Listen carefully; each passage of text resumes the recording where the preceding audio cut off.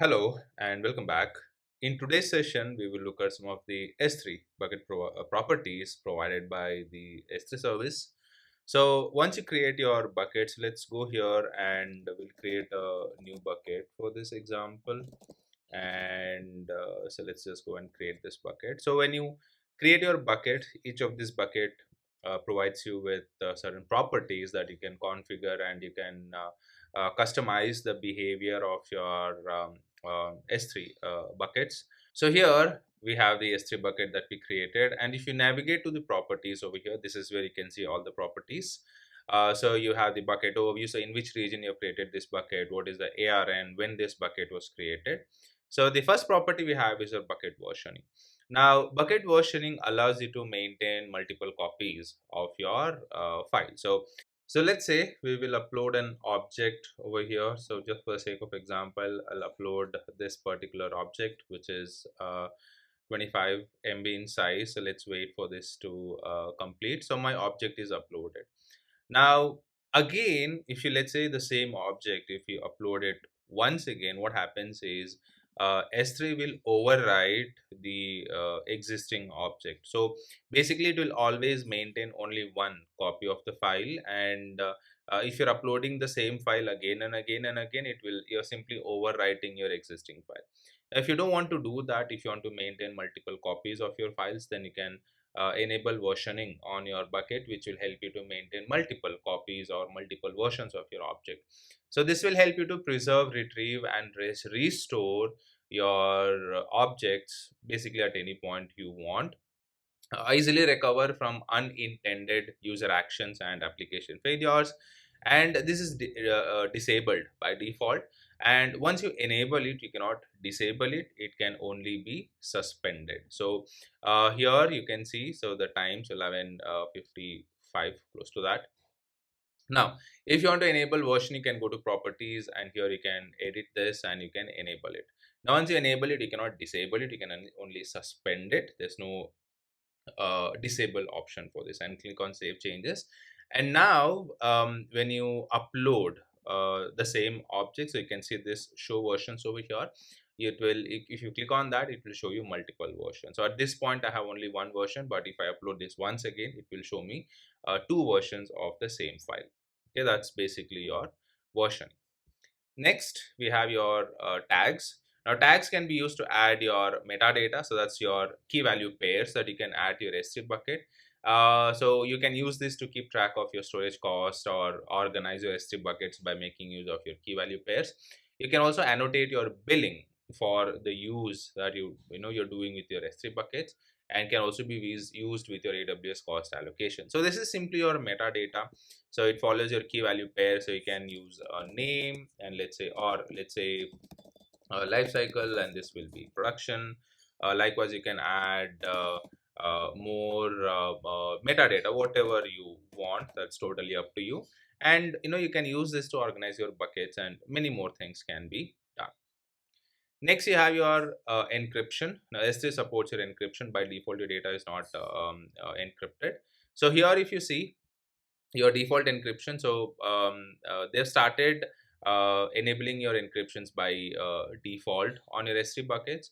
So encryptions can be done by making use of your server side encryption with Amazon S3 managed keys. So that is what you're seeing over here. So either you can make use of S3 provided encryption keys, or you can make use of the KMS service to generate your own keys and then manage the encryptions of your data. You can also make use of dual layer server-side encryption with your KMS service. So here, if I go to edit, so you can see the options over here. By default, you have the S3 managed keys, but you can also make use of KMS. So KMS is another service that you can use to generate your encryption keys, and then you can encrypt your data. You also have the option of making use of your dual layer encryption keys.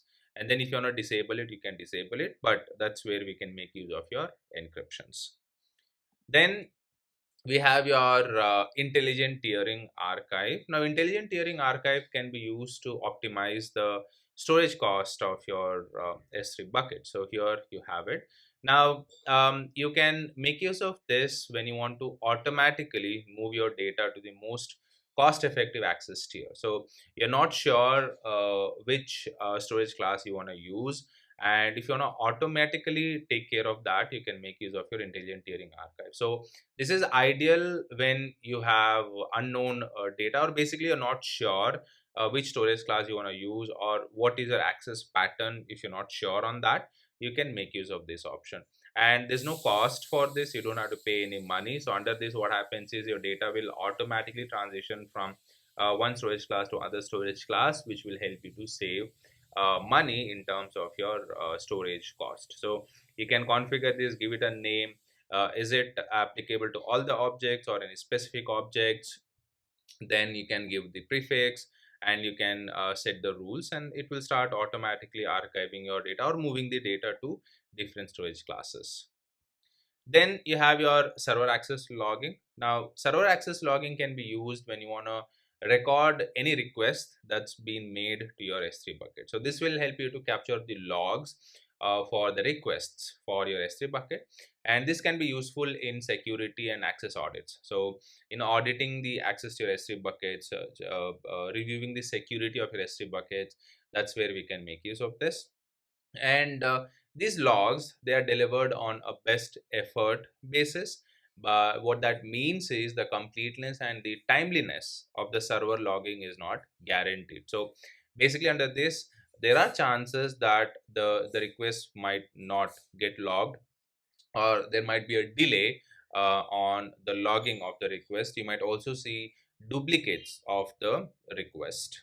So that is what we can make use of this. So you can edit this, you can choose the enable this, you can choose the destination bucket where you want to save the logs, you can choose the log format, and S3 will start capturing all the access requests that will be made to this S3 bucket. Then you have the CloudTrail data events. Now, this can help you to basically log all the operations, the API operations at the object level. So this will basically provide you with records, or basically any actions taken by an IAM user, an IAM role, or any AWS service with respect to your S3 buckets. And this will provide you with detailed API tracking for your S3 buckets at the bucket level, as well as at your object level operations. And you can also make use of your CloudTrail with Amazon CloudWatch to basically push the logs to your CloudWatch for your S3 bucket. So basically, if you want to capture the API level operations, you can make use of your CloudTrail data event. So you can configure this. So basically, you need to go to CloudTrail and you can configure this. So CloudTrail is your auditing service that you have in AWS, so we can utilize that. Then you have your event notifications. Now, event notifications can be used whenever you want to take any actions for any specific event. Now, event can be when someone is uploading objects, or someone is deleting the object, or restoring the object, or replication. So that in that case, we can make use of this. So one action can be sending out notifications. Okay, so you can use this to keep track of any specific event. And to work with this, you will need to grant permissions for the Amazon S3 principal. And your actions can be, you can trigger a Lambda function, you can send out a notification using SNS topic, or you can send that event to your SQS queue. It can be anything. So here you basically choose the event as to when do you want to take the action, and this is where you can choose your destination, what you want to do. So you want to trigger a Lambda function, you want to send out a notification, or you want to send it to your SQS queue. You can choose that, and based on what you're choosing here, every time an event takes place, the action will be triggered. Then we have your transfer acceleration. Now, transfer acceleration can be used when you want to transfer your data over large distances. So this will help you to enable you fast, easy, and secure transfers of your files over long distances, and this will help you to optimize the speed of your data transfer from across the world into your S3 buckets. So basically, it makes use of the edge locations provided by Amazon CloudFront service, and there will be additional charge for this. So basically, the cache data will be utilized over here, and this will help you to move your data from longer distances to your S3 buckets. For that, we can make use of your transfer accelerations. So you can edit this, you can enable this, and this will be your accelerated endpoint, but make sure, keep in mind that you'll have to pay extra money for this, but this will help you to speed up the transfers of your data. Then we have your object lock. Now, object lock can be used when you want to have a write once, read many model. So, object lock can also be used to prevent any accidental deletion of your object or overwriting of your object. So, if you want to do that, you can make use of your objects lock. So, you can enable this, and basically, your objects will be logged. So, you can write the data, you can lock the object, and you can read it many times, and your accidental deletions will also be prevented. So works only when versioning is enabled on the S3 bucket, and this will help you to meet any regulatory requirements or add additional layer of security to your objects in the S3 bucket. Next, we have the requester pace.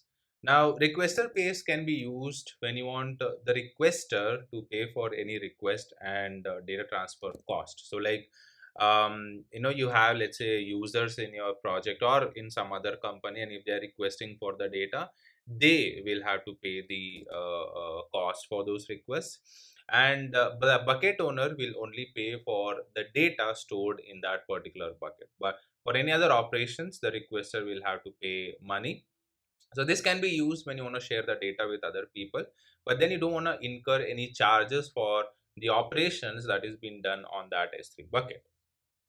Now, to work with this, you will need to authenticate all the requests involving requester pace bucket. So, the requester will need to authenticate, only then, they will be paying for the request and the data storage cost. So, this will again help you to reduce your cost, wherein if you're creating data for others to use, then they will have to pay the money for that. You're only going to pay the storage cost for that particular data. So you can enable this, and once users start requesting the data, they will have to pay money for it. Under this, anonymous access will be disabled. So like I said, the requester will need to authenticate, so only the authenticated requesters will be paying the money. Anonymous access is disabled, others will not be able to access the bucket. The last property we have is a static website hosting. Now, S3 also supports hosting a static page, like a static website. If you want to host, you can make use of your static website hosting for that. So S3 also supports a static website hosting. So like a blog post, if you want, you can make use of your static website hosting for that. Now, this includes only static content. This does not support your dynamic content or server-side scripting. That's not possible. You can also use it to redirect your requests. So, like a proxy, if you want, you can make use of it. So, like, you want to host a blog post or something like that, you can make use of your static website hosting for that. So you can enable this, and then you can, like I said, you can host either a static website, or you can also redirect your requests. Okay, so over HTTP or HTTPS, you can do that also. For this, you'll need to have your index document, your error document, and these objects will need to be in your bucket. Only then you will be able to work with this. So that's about some of the properties that your S3 bucket provides. That's all I have for this session. If you found this video helpful, please don't forget to give it a thumbs up. Subscribe to the channel for more content, and please leave your feedback in the comments section. Thank you for watching, and I will see you in the next video.